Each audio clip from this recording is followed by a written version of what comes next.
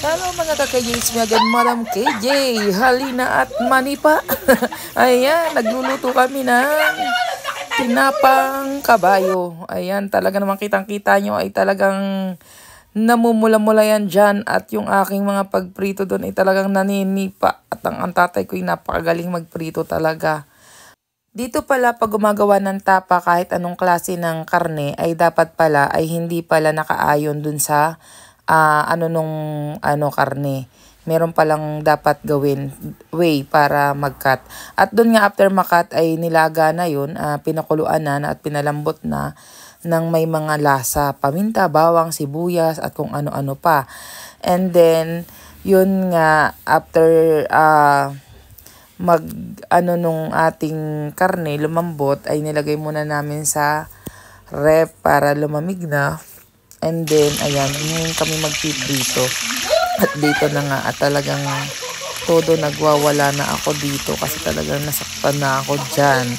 Pero ang tatay ko walang pakialam talaga sa sarili niya kung siya'y na sasaktan o hindi. Pag nagpiprito, syempre maprito yan, masyadong maraming talisik yan. Gawa nga po na nakababad pa yan sa sabaw nung mismong pinakulo kasi nandun nga yung lasa. At talaga namang dito naninipa ng todo-todo at ang tatay ko'y wala pakialam. At pagtingin ko dun sa kamay, ando na lahat ng oil, ay paltusan yun. At sakit naman talaga pag ikaw ay napaltusan. Ayan, sino ba ang nakaka-relate pag ganyan ang pinaprito? Kitang-kita naman talaga yung talisik-talisik. Pero ang tatay ko walang pakialam dyan. Nagugulat pa nga yun sa aking sigaw. At dito nga ay nagpi-flip na kami. At yan naman ay hindi kailangan ng sobra-sobrang luto. Kasi luto na po yan. Bali medyo piniprito-prito nga lamang. Kasi nga tapa ay grabing sarap naman po. Sino na po ba ang nakatikim ng karning kabayo? Ayan.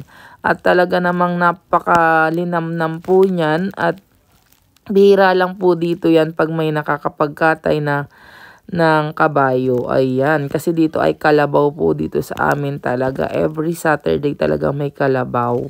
Ito bibihira lang at nakatikim nga ako ay talaga namang masarap. Ayan, talaga namang sino po ba ang kumakain at saan po bang lugar yan?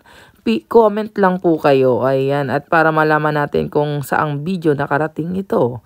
At ganito rin po ba kayo magluto ng tapang kabayo?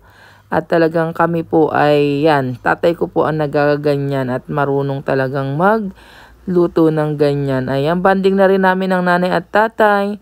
Ang pagluluto habang ako'y nagbibideo at si tatay ay nagluluto at si nanay tagapanood. O, diba? Napaka naman na, yun talsik talaga. At talagang napakalinamnam po ng karning ito. At talagang mga bata ay nagustuhan din talaga. At talagang kailangan mo lang talaga ay mapalambot ang karne. Para nang sa ganon ay hindi siya masyadong makunat.